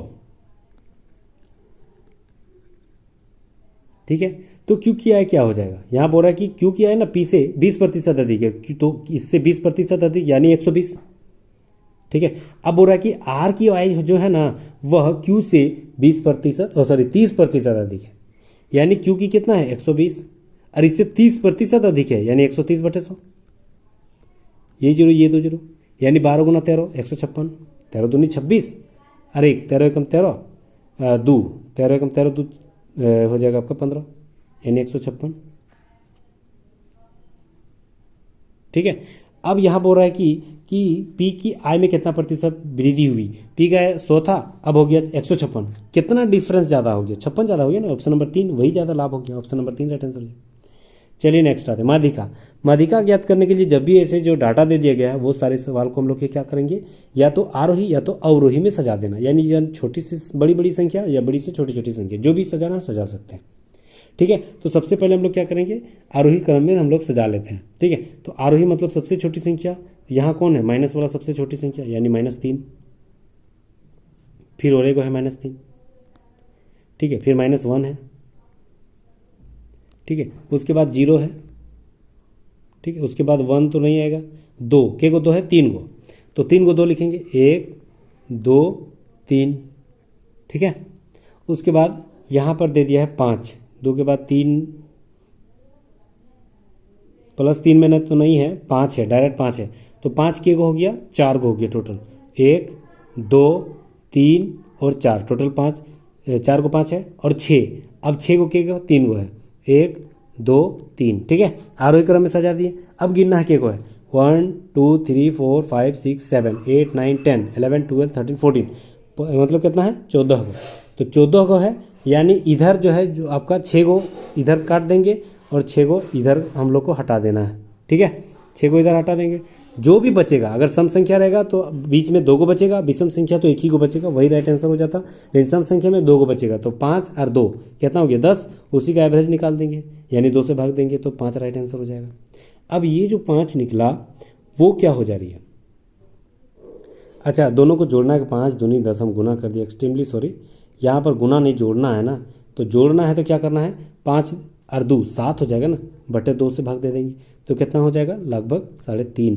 तो ऑप्शन नंबर 2 राइट आंसर हो जाएगा। इजी सवाल था ना, माध्यिका ऐसे ही निकाला जाता है। नेक्स्ट आते हैं, एक व्यक्ति 55 किलोमीटर प्रति घंटा की रफ्तार से बिंदु ए से बी तक जाता है और 65 किलोमीटर प्रति घंटा की वापस आ जाता है। तो ए से बी तक जाने और वापस आने में व्यक्ति की औसत गति ज्ञात करनी है।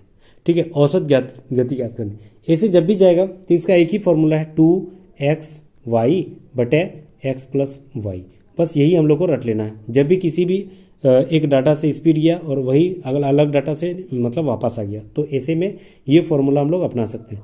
2 × x किसको मानेंगे पहला स्पीड यानी 55 इंटू y किसको मानेंगे आने वाला जो रिटर्न स्पीड है वो, और दोनों को नीचे क्या करना है जोड़ देना।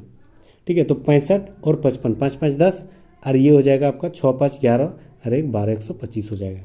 ठीक है। यही करना है, सॉरी 125 नहीं 5 5 10 हो जाएगा, यानी ये 0 रहेगा, 5 5 10 हो जाएगा। ठीक है।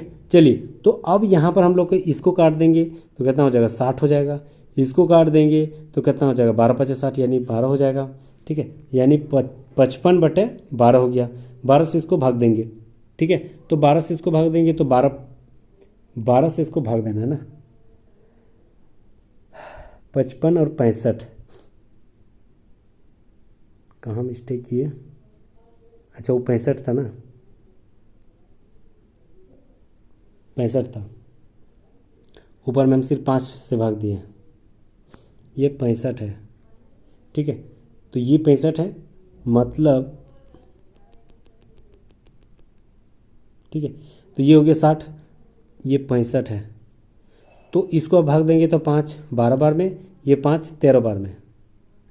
ठीक है। अब यहाँ हो गया 13 5 65 और 13 5 65, 13 5 65 और 13 5 65, फिर 6 71। ठीक है। बटे 12 तो 12 5 60 हो जाएगा, 11 बचेगा, 11 और 5 यानी 115, तो 12 9 108 तक जाएंगे तो 59 पॉइंट समथिंग हो रहा है। ऑप्शन नंबर 1 राइट आंसर हो जाएगा, ऑप्शन नंबर 1 ही में है खाली ऑन साइड। ठीक है। नेक्स्ट आते हैं, एक धनराशि ब्याज की किसी वार्षिक दर से 2 वर्ष के लिए साधारण ब्याज और निवेश किया गया। यदि ब्याज पर 4% की बढ़ा दी जाए तो 160 रुपये बढ़ जाती है। निवेश की गई धनराशि जो है वह ज्ञात करनी है। देखिए यहाँ पर सवाल है PRT/100 बराबर कितना दे दिया है 160। ठीक है, तो P मेरे पास कितना है नहीं पता, P मेरे पास कितना है नहीं पता।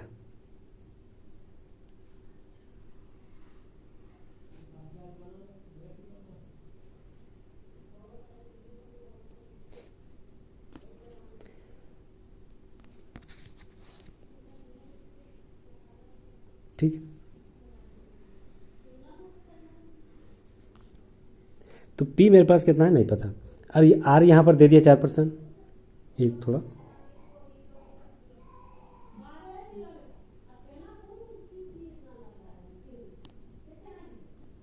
ठीक है। देखिए तो यहाँ पर क्या बोल रहा है P R मेरे पास कितना है 4%। ठीक है, और T यानी टाइम 2/100 इजिकल टू ये मेरे पास कितना हो गया 160। ठीक है, अब ये जो दिया गया 160 है वह मेरा P निकालना है, तो P इधर रहेगा और 4 दूनी 8 उधर नीचे चल जाएगा और 100 ऊपर में। ठीक है, तो ये बोल रहा है कि ये 100 उधर चल जाएगा, तो 8 दूनी 16 और 3 को 0 यानी 2 और 3 को 0 2000 ऑप्शन नंबर 1 राइट आंसर हो जाएगा। इजी सवाल था। नेक्स्ट आते हैं, चलिए ये भी सवाल ज़बरदस्त है। यहाँ बोल रहा है कि 2008 से 2015 तक कंपनी ए की राजस्व करोड़ों में दर्शाया गया है। ठीक है, करोड़ों में दर्शाया गया है। तो यहाँ पर अब सवाल क्या बोल रहा है कि 2011 से 2015 तक प्रतिवर्ष औसत राजस्व ज्ञात करनी है, टोटल का एवरेज निकालना है। ठीक है, 2011 से 2015 तक टोटल का एवरेज, तो यहाँ कितना हो गया टोटल का एवरेज निकालना है 170, 185, 190 और 200 और 250, टोटल को जोड़ देना। तो टोटल को जोड़ेंगे तो लगभग कितना हो जाएगा 995 यानी 995 हो जाएगा। टोटल को जोड़ेंगे संख्या क्या हो 1 2 3 4 5, 5 से भाग दे देंगे एवरेज निकालने के लिए। तो 5 से इसको भाग दे, 5 एकम 5 4 49, 5 9 45, फिर 5 9 45 यानी 199 ऑप्शन नंबर 1 राइट आंसर हो जाएगा। नेक्स्ट आते हैं, चलिए अब हम लोग आते हैं 25 को रीजनिंग का सवाल। ठीक है, यहाँ देखिए रीजनिंग का सवाल बहुत ईजी है, बस खाली कॉन्सेप्ट अगर पता है, प्रैक्टिस भी बहुत ज़्यादा मायने रखती है। अगर कॉन्सेप्ट और प्रैक्टिस आपके साथ है तो कोई भी एग्जाम निकालने से आपको नहीं रोक सकता है। ठीक है, तो प्लीज़ नए नए कॉन्सेप्ट के लिए बने रहिएगा मेरे साथ। अभी तक सब्सक्राइब नहीं किए तो सब्सक्राइब जरूर कर लीजिएगा। ठीक है, चलिए तो सबसे पहले हम लोग क्या करेंगे, सबसे पहले तो हम लोग को यहाँ ध्यान चल जाना चाहिए, ये जो है ना आपका अल्फ़ाबेटिकल जो अगला नंबर है वो जा रहा है ए के बाद बी, सी के बाद डी, ई के बाद एफ और जी के बाद एच। तो अगला भी एस के बाद क्या हो जाएगा टी, यू के बाद भी, डब्ल्यू के बाद एक्स और वाई के बाद जेड, यही जगह ना। तो कहाँ में ये टी भी x Z option number 3 right answer हो जाएगा। नेक्स्ट आते हैं, चलिए गश्ती लगाना यानी सुरक्षा करना, बीमा यानी क्या होती है, तो वो जो बीमा होती है ना, वो जो बीमा होती है वह जोखिम भरे चीज़ों में लगाया जाता है। ठीक है, जोखिम से बचाव के लिए ही लगाया जाता है और सुरक्षा से बचाव के लिए मतलब गश्ती लगाया जाता है। ठीक है, तो ऑप्शन नंबर 4 यहाँ राइट आंसर हो जाएगा। चलिए नेक्स्ट आते हैं अगला सवाल। यहाँ बोल रहा है कि 25 और 36 ये 5 का स्क्वायर है। देखिए देखने में ही लग जाएगा ना, ये 5 का स्क्वायर 6 का स्क्वायर, 12 का स्क्वायर 13 का स्क्वायर, 11 का स्क्वायर 10 का स्क्वायर 11 का स्क्वायर, 3 का स्क्वायर 4 नहीं, ये तो आपका 8 का स्क्वायर हो गया ना, 3 और 8।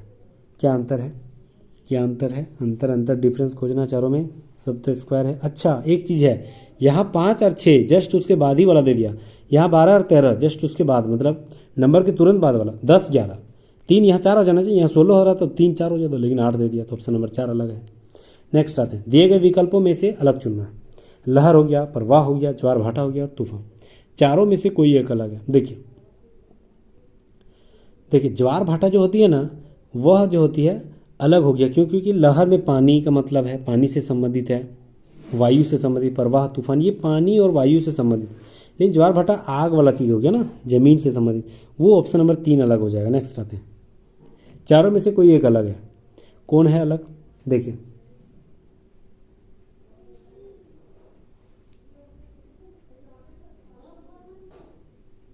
क्या अलग मिल रहा है, एक चीज़ अलग है बहुत डीपली, कैसे पता करें, यहाँ देखिए एक भी यहाँ पर वॉवेल नहीं है, यहाँ भी वोवेल नहीं है, यहाँ भी कोई भी वोवेल नहीं है, लेकिन सिर्फ एकमात्र ऑप्शन नंबर 2 में जो है वह ए जो दे दिया ना, इसी यही एक ही वोवेल है, तो ऑप्शन नंबर 2 राइट आंसर हो जाएगा। नेक्स्ट आते हैं, ऐसी संख्या जब भी रहेगा ना, सब संख्या को पहले हम लोग जो गिन लेते हैं, को संख्या यहाँ 4 5 6 7 8 9 10 11 12 13 14 15 16, 16 का है तो चचर को भाग बांट देते हैं। ठीक है, चचर को भाग बांट देते हैं, 16 का अगर है तो उसके रेशियो के हिसाब से बांट देना है। तो ये हो जाएगा आपका ए खाली जगह बी खाली जगह 4, फिर यहाँ से यहाँ तक ले लेते हैं, ए खाली जगह एन। ठीक है, फिर यहाँ से यहाँ ले लेते हैं, खाली जगह बी खाली जगह बी और खाली जगह। ठीक है, फिर यहाँ पर ए बी एन ऐसे दिया गया है। एक चीज़ कॉमन है, शुरुआत में सब में ए लग रहा है तो यहाँ भी ए बैठा देंगे बेहिचक, लास्ट में यहाँ भी एन है तो यहाँ भी एन बैठा देंगे, यहाँ भी एन बैठा, यहाँ लास्ट सेकंड में बी है यहाँ भी बी है, यहाँ भी बी है, यहाँ भी बी है, सब में A B B N A B B N A B B N A B B N. ठीक है, तो हम लोग बैठाएँ क्या, तो बैठाएँ हम लोग क्या, B A B A N, option number 4 right answer है, वही बैठाएँ। नेक्स्ट आते हैं, चलिए यहाँ पर बोल रहा है 3 फिर 4 फिर 7 11 18 29। ठीक है, तो अगला वाला रेशियो क्या हो जाएगा, अगला वाला रेशियो हम लोग को याद करना होगा। ठीक है, देखिए 3 में 1 जोड़ेंगे तो 4, 4 में 3 जोड़ेंगे तो 7, 7 में 4 जोड़ेंगे यानी पिछला वाला, तो 7 में 4 जोड़ेंगे तो 11, 11 में पिछला वाला 7 जोड़ देंगे तो 18, 18 में पिछला वाला यानी 11 जोड़ देंगे तो 29, 29 में पिछला वाला 18 जोड़ देंगे तो कितना हो जाएगा 47, ऑप्शन नंबर 4। नेक्स्ट आते हैं, यहाँ देखना ए, उसके बाद बी सी एक छोड़कर, सी डी ई एक छोड़कर, डी ई एफ यानी फर्स्ट में क्या हो जाएगा इफ एफ, तो ये कट जाएगा। ठीक है, यहाँ पर देखते हैं लास्ट वाला देखते हैं, I G H I Y Z A B C D E, मतलब लास्ट जो है वह क्या हो जाएगा ई हो जाएगा, तो फर्स्ट में एफ लास्ट में ई, एकमात्र ऑप्शन नंबर 2 में है, ऑप्शन नंबर 2 राइट आंसर है। नेक्स्ट आते हैं, और भारत के किसी समृद्ध परिवार से ना आने वाले किसी बच्चे को क्या उनके जुनून का अनुसरण करने देना चाहिए।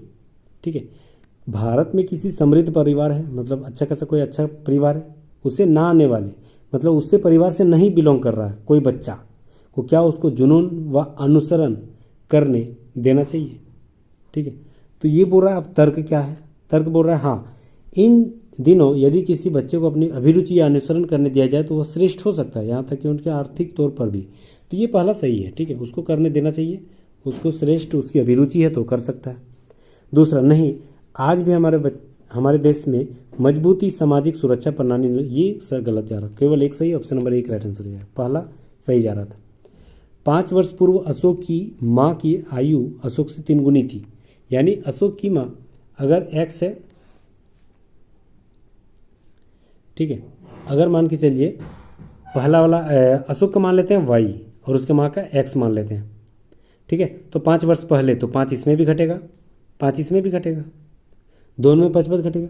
अब बोल रहा है कि उसकी माँ की आयु जो है ना वह, ठीक है, उसकी माँ की आयु, अच्छा एक्स को ही हम लोग मान लेते हैं, एक्स को मान लेते हैं उसका अशोक का, क्योंकि आगे पीछे बैठा दिया तो मिटाएंगे क्या, एक्स को हम लोग अशोक मान लेते हैं और वाई को उसका मम्मी को मान लेते हैं। ठीक है, मम्मी। ठीक है, तो ये हो जाएगा आपका बीच में बराबर कब होगा, जब बेटा को 3 गुना करेंगे तब ना बराबर होगा, क्योंकि मम्मी का उम्र तो ज़्यादा है। ठीक है, अब यहाँ गुना करेंगे 3x -5 दिया 15 इजिकल टू वाई -5। ठीक है, अब ये होगा 3x और ये माइनस वाई इधर आएगा और उधर -15 उधर चल जाएगा तो +15, यानी +15 इधर माइनस, तो प्लस माइनस माइनस यानी 10 हो जाएगा, बढ़ा के आगे प्लस है तो प्लस। तो पहला ये हो गया 3x - y = 10। दूसरा वाला क्या बोल रहा है कि 5 वर्ष बाद अशोक की आयु उसकी दुगुनी हो जाएगी, 5 वर्ष बाद, यानी यही चीज़ उसकी मम्मी का 5 वर्ष बाद और उसका बेटा का 5 वर्ष बाद 2 गुना हो जाएगा। फिर क्रॉस मल्टीपल करेंगे, 2x + 5 दूनी 10 इजिकल टू y + 5। ठीक है, 2x - y, ठीक है, ये y इधर आएगा तो -y हो जाएगा। और वहाँ हो जाएगा माइनस, ये +10 है, उधर चल जाएगा तो -10, यानी माइनस प्लस माइनस, तो बड़ा क्या माइनस रहेगा, तो ये -5 हो जाएगा, ये हो जाएगा माइनस, ये हो जाएगा समीकरण 2 हो जाएगा। ठीक है, अब यहाँ देखिए 3x - y बराबर 10 ये निकला। यहाँ पर बोल रहा है 2x - y बराबर -5। ठीक है, ये माइनस, ये प्लस हो जाएगा, ये माइनस, ये प्लस, ये भी प्लस हो जाएगा। अब इसको तो कटिए जाएगा माइनस प्लस, ये हो जाएगा 5, ये हो जाएगा आपका 3x में 2 गो x, तो सिर्फ बचेगा x, और ये 10 और 5 15 जुड़ जाएगा, ये क्योंकि इसके आगे प्लस है तो 15, तो x बराबर कितना निकला 15। तो x किसको माने थे हम लोग, बेटा को माने थे, वो यानी अशोक को माने थे, तो उसी को हम लोग शुरुआत में लिखे थे इसलिए, तो क्योंकि उसी को पूछ रहा था, तो x बराबर कितना निकला 15। ऑप्शन नंबर 2 राइट आंसर हो जाएगा। नेक्स्ट आते हैं, m जो है ना वह p का पुत्र है, तो p का पुत्र में प्लस लिखते हैं। q जो है ना पोत्री है o की, जो p का पति है। p का पति कौन है, o, जो o की, ठीक है, o जो है ना वह p जो है पति है o की, मतलब ये o हो गया माइनस में, ये प्लस में, और ये दोनों पति पत्नी हो गया। अब q पोत्री है तो डेफिनेटली m का ही बेटी है q, तब ना उसका बेटा का बेटी हो जाएगा पोत्री। अब हो रहा है m का o से क्या संबंध है, m का o से, m का यानी का जिस पर रहेगा वो सुनेगा, तो o इसको क्या बोलेगा, बेटा बोलेगा, यानी पुत्र बोलेगा। ऑप्शन नंबर 1 राइट आंसर होगा। नेक्स्ट आते हैं, लड़कों की एक पंक्ति में श्रीनाथ बाएं से 7वां, श्रीनाथ जो है बाएं से 7वां स्थान पर है, वेंकट दाएं से 12वां स्थान पर। ठीक है, दाएं से 12वां स्थान पर, तो श्रीनाथ बाएं से 22वां स्थान पर हो जाता है अगर स्थान बदल ले।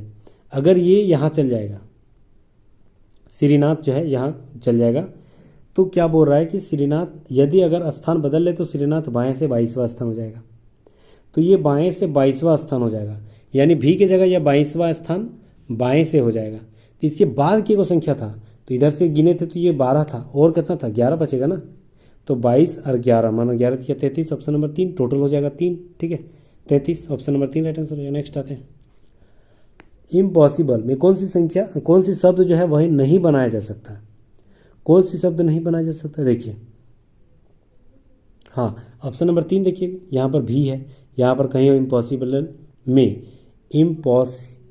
इम्पैशनेबल में कहीं भी है नहीं, ऑप्शन नंबर 3 ये है जो ना इम्पैसिव नहीं बनेगा।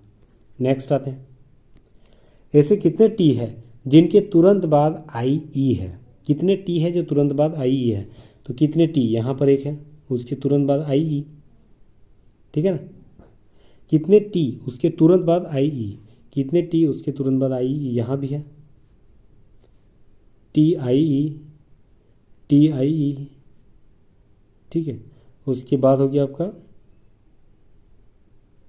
और कहाँ है टी आई, और नहीं है, 5 को total, option number 4 right answer हो गया। नेक्स्ट आते हैं, एक बस पुरुषों तथा उसकी आधी संख्या के बराबर महिलाओं को लेकर दिल्ली से चलती है, मेरठ पहुंचने तक 10 पुरुष उतर गया। ठीक है, अब बोल रहा है तथा 5 महिलाएं और सवार हो गई। अब बस में पुरुष और महिला की संख्या बराबर होगी, तो प्रारंभ में दिल्ली से कुल कितने यात्री सवार किए थे बस पर, तो मान लेते हैं दिल्ली से x महिलाएं सवार हुई थी, मतलब महिला बराबर कितना हो गया x। ठीक है, तो पुरुष बराबर क्या हो जाएगा, उसका जस्ट 2 गुना था यानी 2x।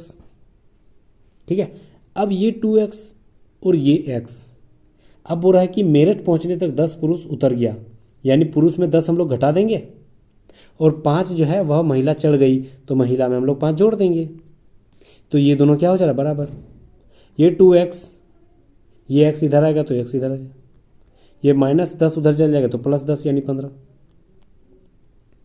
ठीक है, तो ये 2 x में 1 x, तो x बराबर कितना निकला 15।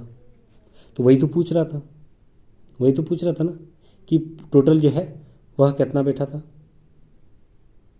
तो टोटल हमको ज्ञात करना है, तो अभी जो निकला वो 15 क्या था, पुरुष था, महिला इसका जस्ट डबल थी यानी 30 थी, 15 दूनी 30, तो 30 और 15 कितना हो गया 45, टोटल हो गया आपका 45, option number 2 right answer. Easy सवाल था। नेक्स्ट आते हैं, यदि बीते कल से पहले वाला दिन रविवार, अगर बीता हुआ, आज ये है प्रेजेंट, उससे पहले वाला बीता हुआ कल से पहले वाला दिन अगर क्या है संडे, यानी ये मंडे, तो आज क्या है ट्यूसडे है, मंगलवार। तो बोल रहा है आने वाला कल यानी कल के अगले तीसरे दिन, आने वाला कल यानी वेडनेसडे के अगले तीसरे दिन 1 2 3 यानी वेडनेसडे के तीसरा दिन। तो वेडनेसडे के बाद क्या हो जाएगा, थर्सडे, फ्राइडे, सैटरडे हो जाएगा। तो सैटरडे यानी सोमवार, ऑप्शन नंबर 4 राइट आंसर हो जाएगा। नेक्स्ट आते हैं, ठीक है। चलिए अगला सवाल,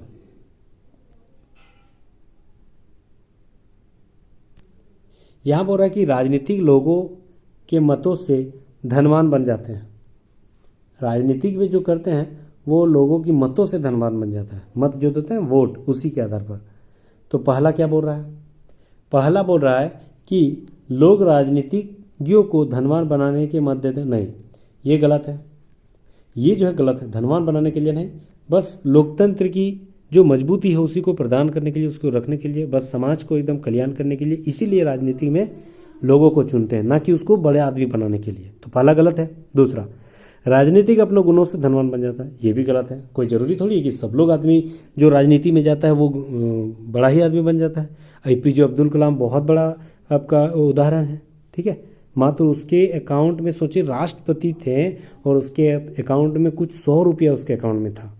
कोई जरूरी कि सभी राजनीति के आदमी आपके धनवान ही रहेगा।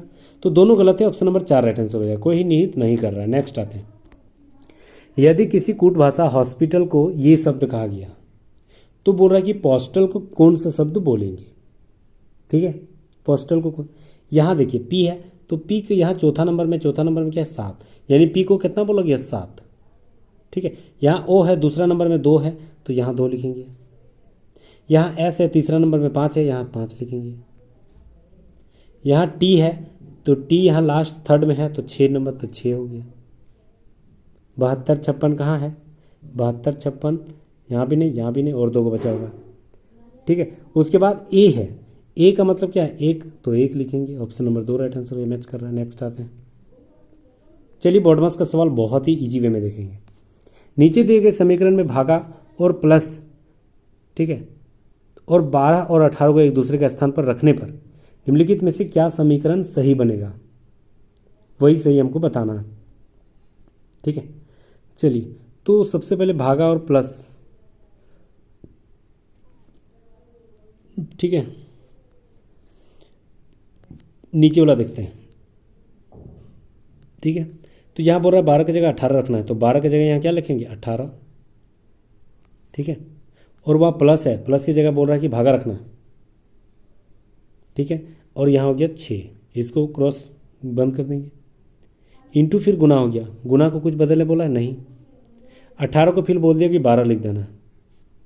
क्या इसमें 36 आएगा, बिल्कुल आएगा। 36 18 और गुना 12, 12 36, तो 36 तो है। ऑप्शन नंबर 4 राइट आंसर हो जाएगा। नेक्स्ट आते हैं, यहाँ पर बोल रहा है कथन दे दिया है, फिर निष्कर्ष दे दिया है, उसके हिसाब से निकालना है कि कौन सा निष्कर्ष सही जाएगा, ठीक है।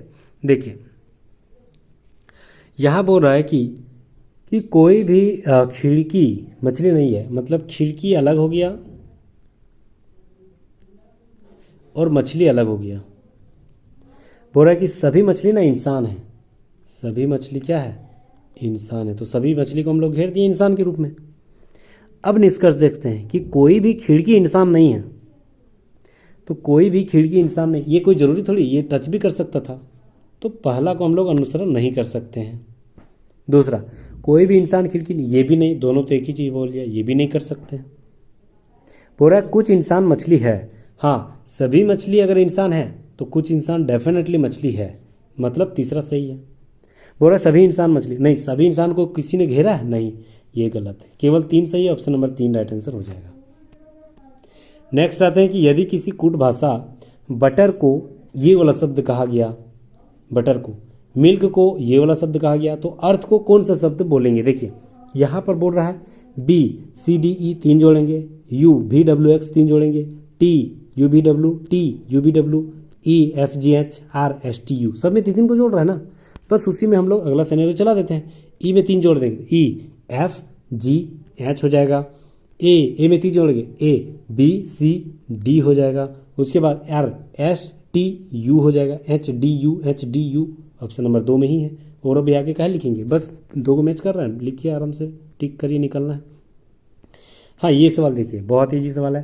144 और 16 है 12 है ना, मतलब वो किसी का स्क्वायर है, तो किसका स्क्वायर है 16, 4 का, तो 12 से 8 घटा देंगे तो 4 हो जाएगा, उसी का स्क्वायर है। 22 से 10 घटा देंगे 12 हो जाएगा, उसी का स्क्वायर है ना 144। अब सिनेरियो में देखते हैं कि कौन सा ऑप्शन में मैच कर रहा है। देखिए 28 में 20 घटाएंगे तो 8 हो जाएगा, 8 का स्क्वायर 64 होती है, 36 नॉट, ये गलत।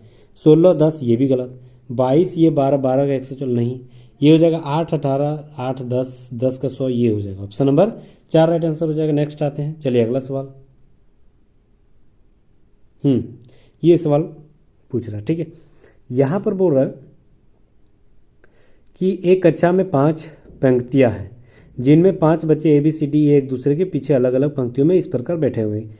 ए बैठा है सी के पीछे, यानी ए जहाँ है, ए जो है ना वह सी के पीछे ही बैठा हुआ है, ठीक है, लेकिन बी के आगे है कौन, ए, यानी बी यहाँ हो जाएगा। बोल रहा सी बैठा है ई के पीछे, यानी ई यहाँ हो जाएगा, ठीक है, आगे वाला ऊपर लिख रहे हैं। और डी बैठा है ई के आगे, यानी डी तब यहाँ हो जाएगा, तो सबसे आगे ई हो गया।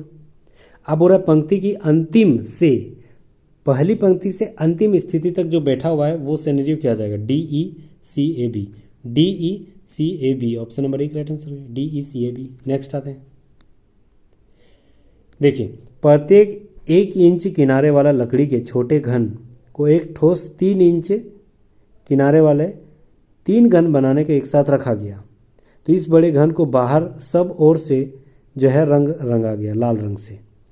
जब बड़े घन को मूल छोटे घनों में खंडित किया गया तो कितने घनों को 2 फलक रंगा हो जाएगा। तो टोटल घन में कितना होती है, घन में जो है वह फलक 4 होती है, ठीक है, और 2 साइड हम लोग को रंगना है, तो 4 दूनी 8 होगा, ऑप्शन नंबर 2 राइट आंसर हो जाएगा। नेक्स्ट आते हैं, हाँ ये भी सवाल देखना है 75, ठीक है। यहाँ पर क्या बोल रहा है कि के स्थान राजधानी पी से उत्तर पश्चिम दिशा में 2 किलोमीटर दूर पर है। के जो है ना राजधानी पी से, मान के चलिए ये पी है, यहाँ पर है, उसी के उत्तर पश्चिम यानी ये पर, यहाँ पर जो है वह हो जाएगा आपका के, ये उत्तर और पश्चिम दोनों साइड हो जाएगा, ठीक है। कितना दूरी पर है, 2 किलोमीटर, ठीक है। अब आगे बोल रहा है आर एक अन्य स्थान के से दक्षिण पश्चिम, आर जो है ना के दक्षिण पश्चिम, यानी ये हो जाएगा आपका आर, यहाँ के दक्षिण पश्चिम में है ना, नीचे दक्षिण और लेफ्ट साइड पश्चिम। अब आगे बोल रहा है 2 किलोमीटर दूर है, यानी ये भी दूर।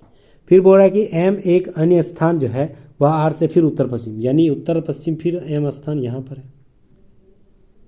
ठीक है, फिर 2 किलोमीटर है। अब बोल रहा है टी के एक अन्य स्थान एम से दक्षिण पश्चिम, मतलब फिर वही बोल रहा है कि टी यहाँ पर है दक्षिण पश्चिम, 2 किलोमीटर। बोल रहा है कि टी स्थान पी से किस दिशा की ओर है, टी जो है ना वह पी से किस दिशा में, पश्चिम की ओर है, ऑप्शन नंबर 3 राइट आंसर हो जाएगा। नेक्स्ट आते हैं, हाँ ये सवाल जबरदस्त। बोल रहा है शार्क व्हेल और समुद्र की कछुए के बीच का संबंध कौन सा दर्शाएगा। देखिए शार्क अलग चीज हो गया, व्हेल भी अलग हो गया, ये दोनों स्तनपायी होती है, और ये जो है शार्क मछली, व्हेल स्तनपायी, समुद्र के कछुए ये हो गया आपका अलग हो गया, ठीक है, ये तो मछली नहीं है, तीनों अलग हो जाएगा, ऑप्शन नंबर 3 राइट आंसर हो जाएगा। नेक्स्ट आते हैं,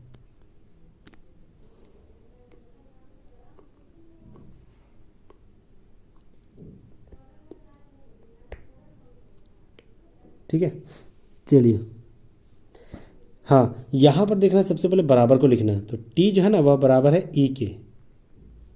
अब ई बड़ा है आर से, तो आर को नीचे लिखेंगे, आर भी के बराबर भी है और बड़ा भी है, भी के बराबर कौन है, ए भी है, तो यहाँ भी ए लिखेंगे, यहाँ भी ए, और ए से बड़ा है एल, यानी एल को इसके हिसाब से यहाँ लिखेंगे और इसके हिसाब से यहाँ लिखेंगे, ठीक है। इधर देखेंगे टी जो है ना वह बड़ा है, टी से बड़ा है एन, यानी एन को यहाँ भी लिखेंगे, बराबर भी है,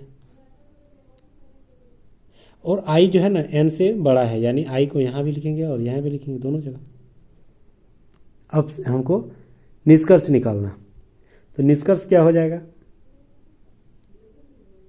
देखिए पहला बोल रहा है कि आई जो है ना बड़ा है टी से। हाँ आई डेफिनेटली बड़ा है, यहाँ भी है ऊपर में ही, यहाँ भी ऊपर में ही, पहला सही। एल बड़ा या बराबर है भी से, एल क्या भी से बराबर है? भी से बराबर है, लेकिन यहाँ एल के बराबर नहीं है। बड़ा भी है, यहाँ वाला बराबर है, ये यहाँ वाला नहीं बराबर है, मतलब गलत जा रहा है। तो पहला ही सही है, तो पहला ही सही है, केवल एक, ऑप्शन नंबर 1 राइट आंसर है। नेक्स्ट आते हैं, ठीक है। हाँ यहाँ पर बोल रहा है कि वेन आरेख में दिए गए हैं उन महिलाओं को निरूपित करती है जो परियोजना प्रबंधक है परंतु इंजीनियर नहीं है। परियोजना प्रबंधक यानी त्रिभुज में आएगा, परियोजना प्रबंधक यानी त्रिभुज में आएगा, महिला यानी सर्कल में आएगा, लेकिन ये जो रेक्टेंगल है इंजीनियर वो उसमें नहीं आनी चाहिए, ठीक है। तो कौन सी नहीं आएगी? तो कौन सी नहीं आएगी? देखिए सबसे पहले रेक्टेंगल में नहीं आना चाहिए, तो एकमात्र जो 6 है ना वही है जो सर्कल में है और आपका ट्राइंगल में भी है और रेक्टेंगल में नहीं है, यानी आयत में नहीं है। तो 6 राइट आंसर हो जाएगा, तो 6 ऑप्शन नंबर 3 राइट आंसर हो जाएगा, 6। नेक्स्ट आते हैं, यदि संख्या अनुक्रम ये वाला शब्द दे दिया, सभी विषम संख्याओं में से 2 घटाया जाए और सभी सम संख्याओं में 2 जोड़ा जाए, और सभी सम संख्याओं से 2 घटाया जाए, तो ये जो अनुक्रम नई जो है अवरोही क्रम में व्यवस्थित किया जाए तो बाएं से 5वां अंक जो है वह कौन सा हो जाएगा? देखिए ये सवाल जबरदस्त है। सबसे पहले क्या बोला है?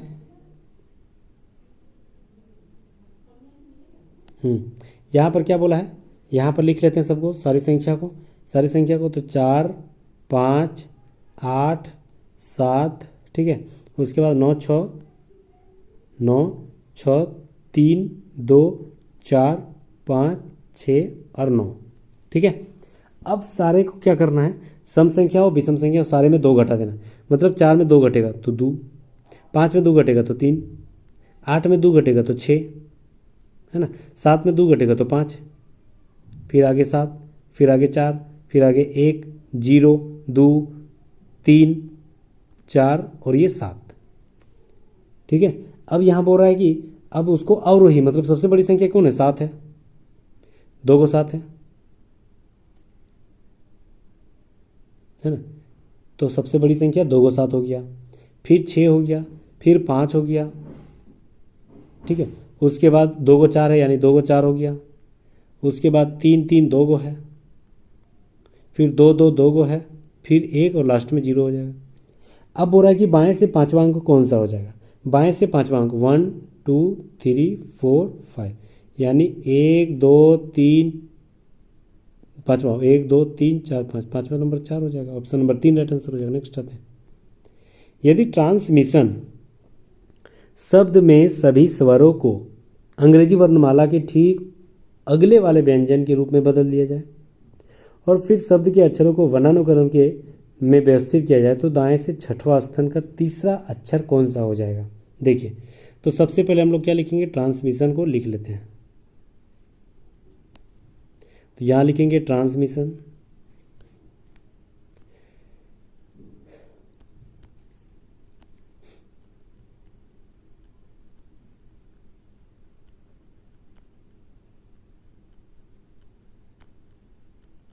ठीक है, ट्रांसमिशन लिख दिया।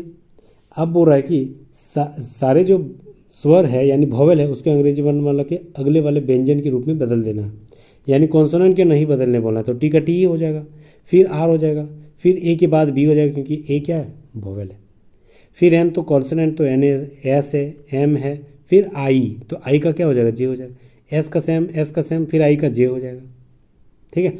ओ का पी हो जाएगा और एन का एन ही रहेगा, ये सारा हो गया।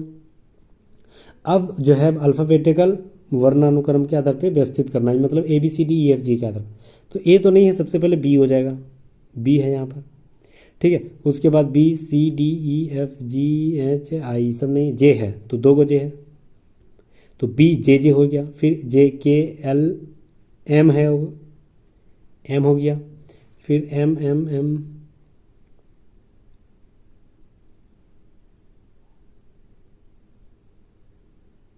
ठीक है, एम, उसके बाद एन हो गया,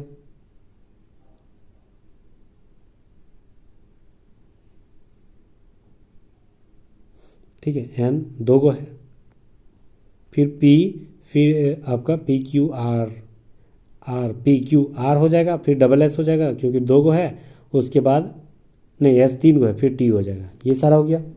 अब बोल रहा है कि दाएं से छठे अक्षर का तीसरा अक्षर कौन सा होगा। दाएं से छठे अक्षर के बाएं तीसरा अक्षर, दाएं से छठा स्थान, ठीक है, तो दाएं से छठा, एक दो तीन चार पाँच छ, ठीक है, दाएं से छठा। अब उसके बोल रहा है कि बाएं से तीसरा, उसका बाएं क्या हो जाएगा, ये हो जाएगा, एक दो तीन, तीसरा एम हो जाएगा, M right answer option number 3। Next आते हैं, चलिए अब हम लोग आते हैं जनरल अवेयरनेस, जीएस से संबंधित और करंट अफेयर भी हम लोग देख लेंगे, ठीक है, 20 सवाल इसमें देख लेते हैं। चलिए, तो यहाँ पर बोल रहा है पहला कि संगराई जो भारत की किस राज्य की एक लोक नृत्य है, इंपॉर्टेंट सवाल है, तैयार ना, संगराई त्रिपुरा की एक लोक नृत्य है, ऑप्शन नंबर 2 बहुत इंपॉर्टेंट सवाल है। नेक्स्ट आते हैं, बोल रहा है कि समुद्र के पार भारत के दक्षिणी पड़ोसियों में कौन से द्वीप जो है देश में शामिल है। तो यार दक्षिण पड़ोसी में कौन से द्वीप, दो से देश, एक लक्षद्वीप एक श्रीलंका, तो ऑप्शन नंबर 2 दो गो है। टीपू सुल्तान जो है किस वर्ष मैसूर का शासक बना था। तो टीपू सुल्तान जो है वह मैसूर कब बना था, जब उसके पिताजी हैदर अली जो है तीसरी अंग्लो मैसूर युद्ध हुआ था उसमें मतलब देहांत हो गया था। कब, दूसरी अंग्ल मैसूर युद्ध के बाद। तो दूसरी अंग्ल मैसूर युद्ध कब हुआ था, 82-81-82 में, तो उसी दौरान टीपू सुल्तान शासक बने थे। तो ऑप्शन नंबर 2 राइट आंसर हो जाएगा। नेक्स्ट आते हैं, चलिए, बोल रहा है कौन सा संस्थान 30 नवंबर से 4 दिसंबर 2024 तक भारत के सबसे बड़े विज्ञान महोत्सव, अंतर्राष्ट्रीय विज्ञान महोत्सव IIMSF की मेजबानी कर रहा है। तो कौन सा कर रहा है, तो यानी IIT गुवाहाटी कर रहा है, ऑप्शन नंबर 3 राइट आंसर हो जाएगा। निम्नलिखित में से कौन सा महोत्सव गुवाहाटी के कामाख्या मंदिर से जुड़ा हुआ है। तो कौन सा महोत्सव, याद रखना अंबुबाची का महोत्सव, ये जो है ना आसाम में स्थित कामाख्या मंदिर है उसी के मंदिर से जुड़ा हुआ यह त्यौहार, ठीक है, तो ऑप्शन नंबर 1 राइट आंसर है। डेजर्ट नाइट अभ्यास किस देश ने भाग लिया था। तो डेजर्ट नाइट में भाग लिया था भारत, फ्रांस और UAE तीनों, ऑप्शन नंबर 4 राइट आंसर हो जाएगा। नेक्स्ट, जुलाई सितंबर तिमाही किस देश ने भारत में सबसे अधिक प्रत्यक्ष विदेशी निवेश FDI किया, जिसने कुल निवेश 50% था, कुल निवेश का 50% था। तो किस देश से किया था, सबसे ज़्यादा सिंगापुर, दो, ऑप्शन नंबर 2 राइट आंसर हो जाएगा। इंपॉर्टेंट सवाल है, सबसे ज़्यादा FDI सिंगापुर से आया भारत में। अगला सवाल, राज्य के नीति निर्देशक सिद्धांतों के तहत भारत के संविधान का कौन सा अनुच्छेद ग्राम पंचायत के संगठन के बारे में बात करता है। तो याद रखना ग्राम पंचायत का संगठन जो है वह अनुच्छेद 40 के अंतर्गत दिया गया, ऑप्शन नंबर 1 राइट आंसर हो जाएगा। स्वतंत्र भारत की पहली जनगणना में आयोजित किया गया था, कौन से वर्ष, तो याद रखना 1951, ऑप्शन नंबर 3। संविधान के भाग 6 में कितना से कितना जो है वह राज्य के विधानमंडल से संबंधित है। तो अनुच्छेद कितना से कितना, याद रखना 168 से 212, ऑप्शन नंबर 1 राइट आंसर है। बाण भट्ट ने हर्षचरित की रचना किस भाषा में की थी। तो याद रखना संस्कृत में, ऑप्शन नंबर 1 राइट आंसर हो जाएगा। इंपॉर्टेंट सवाल। नेक्स्ट, ADB यानी एशियन डेवलपमेंट बैंक के 11वें अध्यक्ष के रूप में किसे चुना। तो याद रखना Masato Kanda, option number 4 right answer हो जाएगा। इंपॉर्टेंट सवाल, निम्नलिखित में से कौन सी सिंधु नदी की एक सहायक संधि नहीं है। तो याद रखना सिंधु नदी की सहायक नदी जो है वहाँ सोन नदी नहीं है। सोन नदी तो झारखंड, छत्तीसगढ़, मध्य प्रदेश ये सारे जगह पे बढ़ता है, ठीक है, अमरकंटक की पहाड़ी से निकलता है, काबुल, सियोग, ये गिलगिट, ये सारे जो है सिंधु नदी की एक छोटी छोटी सहायक नदी है, लेकिन सोन नदी नहीं है। तो ऑप्शन नंबर 1 राइट आंसर हो जाएगा। नेक्स्ट, कौन सा मिशन इसरो द्वारा 4 दिसंबर 2024 को हरिकोटा के सतीश धवन अंतरिक्ष केंद्र से लॉन्च किया गया था, कौन सा। तो जानना है PSLV C59 प्रोबा जो 3 मिशन है, इसी को लॉन्च किया गया था, ठीक है, 4 दिसंबर को, ऑप्शन नंबर 3 राइट आंसर हो जाएगा। मानवता के लिए एक धर्म, एक जाति और एक ईश्वर का सिद्धांत किसने दिया था। तो याद रखना है मानवता के लिए ये जो धर्म सिद्धांत दिया था, धार्मिक सिद्धांत यह दिया था श्री नारायण गुरु के द्वारा, ऑप्शन नंबर 3 राइट आंसर हो जाएगा। Syed Modi international badminton tournament में किसने स्वर्ण पदक जीता है। तो याद रखना पीवी सिंधु ने स्वर्ण पदक जीता है Syed Modi international badminton tournament में। ऑप्शन नंबर 2 राइट आंसर हो जाएगा। अगला सवाल बोला 1206 से 1290 तक दिल्ली सल्तनत जो शासन करने वाले प्रारंभिक तुर्की शासकों को सही कालानुक्रम के व्यवस्थित पर दर्शाया गया है। ठीक है, तो ऑप्शन देखते हैं।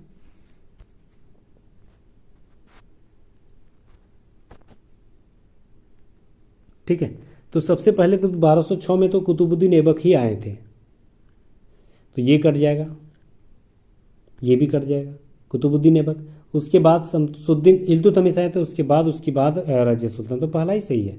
रजा शमसुद्दीन की इल्तुतमिश से पहले नहीं आया था, मतलब पहला ही सही। ऑप्शन नंबर 1 राइट आंसर है। अंतर्राष्ट्रीय प्रवासी दिवस 2024 का विषय बहुत इंपॉर्टेंट सवाल है, याद रखना है। विषय से संबंधित डेफिनेटली सवाल बनते हैं। ठीक है, थीम जो होती है, तो उस जो 2024 की प्रवासी दिवस थी जो मनाया जाता है दुनिया में, अंतर्राष्ट्रीय प्रवासी दिवस 18 दिसंबर को, उसका थीम क्या था? तो उसका थीम था कि प्रवासी के योगदान के सम्मान करना है और उसके अधिकारों को सम्मान करना। ऑप्शन नंबर 2 राइट आंसर हो जाएगा। पुष्कर झील जो राजस्थान में स्थित है, वह राजस्थान के किस जिले में स्थित है? तो यार ना, पुष्कर झील जो है ना, वह राजस्थान के अजमेर झील में स्थित है। ऑप्शन नंबर 2 राइट आंसर हो जाएगा। ठीक है, राजस्थान के अजमेर में। नेक्स्ट, कौन सा राज्य 29 नवंबर 2024 से मैंगोंग फेस्टिवल 2024 की मेजबानी कर रहा है? तो कौन सा राज्य? याद रखना, Meghalaya. Option number 4 right answer हो जाएगा। ठीक है, चलिए 100 सवाल हम लोग खत्म कर दिए हैं लगभग सवा घंटा में। ये रहा आपका आंसर कीज। अगर आप फिर से सेट मारना चाहते हैं, ठीक है, तो मार सकते हैं। ये सारे PDF आपको मिल जाएगा, डिस्क्रिप्शन में लिंक दिएगा टेलीग्राम पर, वहाँ आप जो है विजिट कर सकते हैं, वहाँ से आपको ये PDF प्रोवाइड कर दी जाएगी। ठीक है, चलिए फिर मिलते हैं नेक्स्ट वीडियो में। अगर आप नए हैं तो प्लीज़ सब्सक्राइब जरूर कर लीजिएगा, बेल आइकन को जरूर दबा दीजिएगा और मेहनत के आधार पर लाइक जरूर कर दीजिएगा। यह मेरा मॉडल सेट प्रैक्टिस पहला लेक्चर था। यह टोटल 25 आई थिंक है सेट प्रैक्टिस, सारे को करवाएंगे। ठीक है, जब तक ग्रुप डी का एग्जाम नहीं होगा। और याद रखना, अभी दिसंबर 2024 का करंट अफेयर मतलब बताएं, इस प्रैक्टिस में आते आते 2025 का जनवरी फरवरी मार्च 2026, ठीक है, 2025 तक टोटल हम लोग करंट अफेयर भी इसी मॉडल सेट प्रैक्टिस के आधार पर सारे खत्म हो जाएगा। ठीक है, तो प्लीज़ सब्सक्राइब जरूर कर लीजिएगा और फिर मिलते हैं नेक्स्ट वीडियो में। तब तक जय हिंद, थैंक यू अगेन।